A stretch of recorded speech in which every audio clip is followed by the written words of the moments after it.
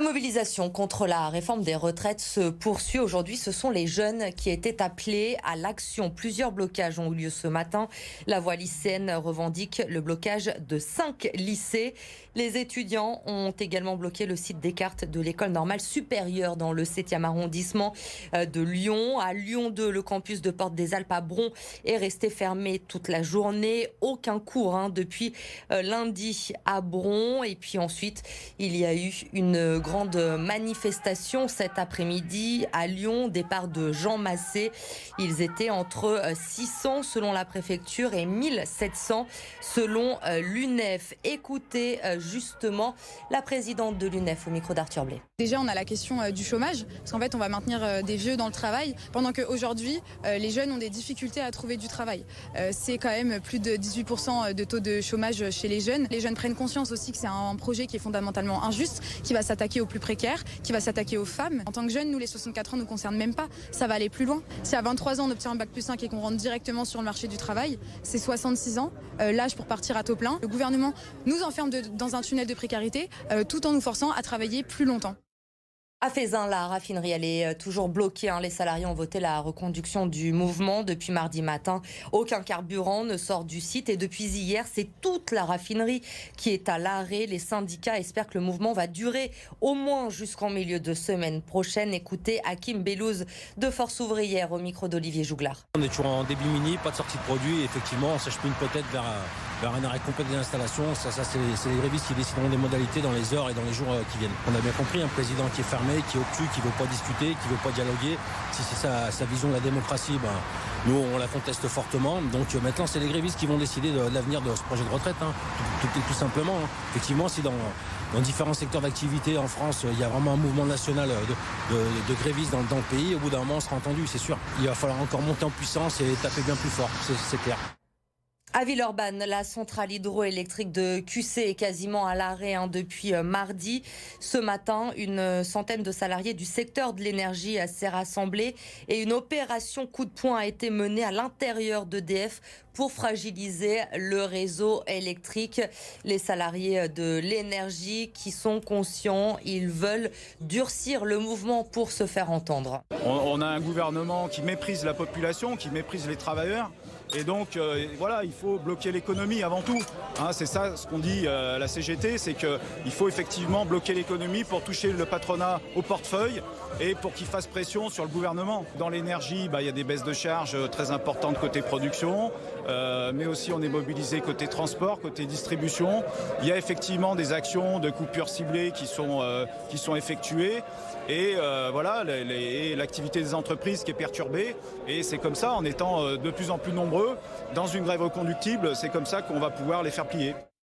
Et ce samedi, l'intersyndicale, vous le savez, appelle à une nouvelle grande journée de mobilisation, notamment pour permettre à ceux qui ne peuvent pas faire grève de manifester le week-end. En attendant, à la SNCF, les perturbations se poursuivent demain. Regardez les prévisions sur l'axe sud-est, 1 TGV sur 2, 2 TER sur 5 dans notre région en circulation. Et puis ce sera la galère également à l'aéroport de Lyon-Saint-Exupéry, puisque comme aujourd'hui, 30% des vols seront annulés demain. À Villeurbanne, une jeune femme a chuté du 4e étage de son appartement hier soir. Elle a été transportée à l'hôpital Édouard Herriot. Son compagnon, âgé d'une trentaine d'années, a été placé en garde à vue. Le couple venait de se disputer. Écoutez ce voisin qui a entendu la scène hier soir. Il est au micro de Pauline Tugent. Alors hier j'ai entendu des cris, des machins, c'est mon père qui a entendu tous ces bruits-là et en gros après il y a la voisine qui est remontée dans son appartement. D'un seul coup son mec il a fait non, il est parti d'un seul coup en bas et en gros je suis passé... J'ai regardé devant la fenêtre et la personne était par terre allongée, et voilà, inconsciente. Renaud Père menacé de mort aujourd'hui. Des tags ont été découverts sur les façades du campus de Sciences Po à Lyon. Le vice-président de la métropole était le directeur de l'IEP jusqu'en 2021. Dans un communiqué, les étudiants ont apporté leur soutien à leurs professeurs, dénonçant des menaces ignobles. Ils demandent que des poursuites soient engagées à l'encontre, je cite, de ce délinquant caché sous un anonymat lâche. Renaud Père, lui, a porté plainte cet après-midi. Direction la Pologne. Depuis hier, nous suivons le voyage d'une centaine de jeunes du département. Ce matin, ils étaient au camp d'Auschwitz. Yélis Kerazli avec Amélie Duchamp. Le visage fermé, ces élèves sortent de la pièce où sont encore stockés les cheveux des déportés du camp d'Auschwitz-Birkenau. Une visite qui leur a permis de comprendre les actes de barbarie nazie de la Seconde Guerre mondiale, au-delà des livres d'histoire. C'est un mélange de deux émotions. D'un côté, la fascination pour ce lieu historique qui est encore debout, car il ne reste plus beaucoup de vestiges des massacres perpétués par les nazis. Et de l'autre, une grande émotion de tristesse face à l'horreur commise par ces derniers. C'est en sortant vainqueur du concours national de la déportation et de la résistance que 3 lycéens ont pu accéder à ce voyage en Pologne de 2 jours. Après plusieurs mois passés à travailler sur le sujet, Lali, elle, est restée marquée par certaines pièces de ce lieu tristement célèbre de la Seconde Guerre mondiale. Les chambres à gaz et le crématorium à la fin, parce que c'est là où il s'est peut-être passé les pires choses qui a pu se passer dans ce camp.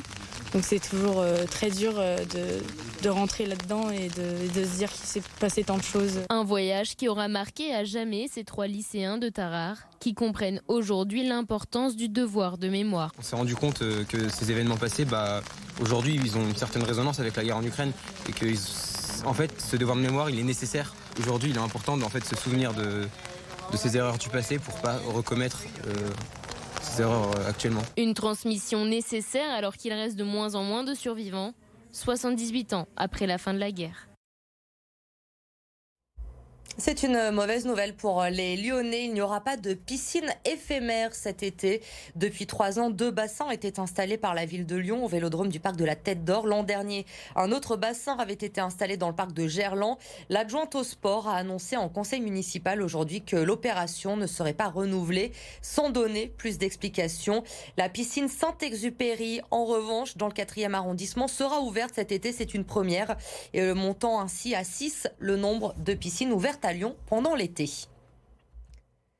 L'Olympique lyonnais se déplace à Lille demain soir, 27e journée de Ligue 1. Les Lyonnais qui devraient pouvoir compter sur le retour d'Alexandre Lacazette dans le groupe. Il était en tout cas à l'entraînement hier et ce déplacement est important pour l'OL. C'est sans doute la dernière chance de rester en vie dans la course aux places européennes. Pour cela, il faudra être plus efficace que contre Lorient la semaine dernière. Écoutez Dejan Lovren au micro d'Edouard G. Toutes les choses que les coachs ils demandent, on a besoin de reprendre tout de suite ça. C'est pas après 4-5 matchs, on a besoin tout de suite. Parfois on fait, comme je dis, les erreurs de amateurs. Et c'est inacceptable pour une club comme Lyon.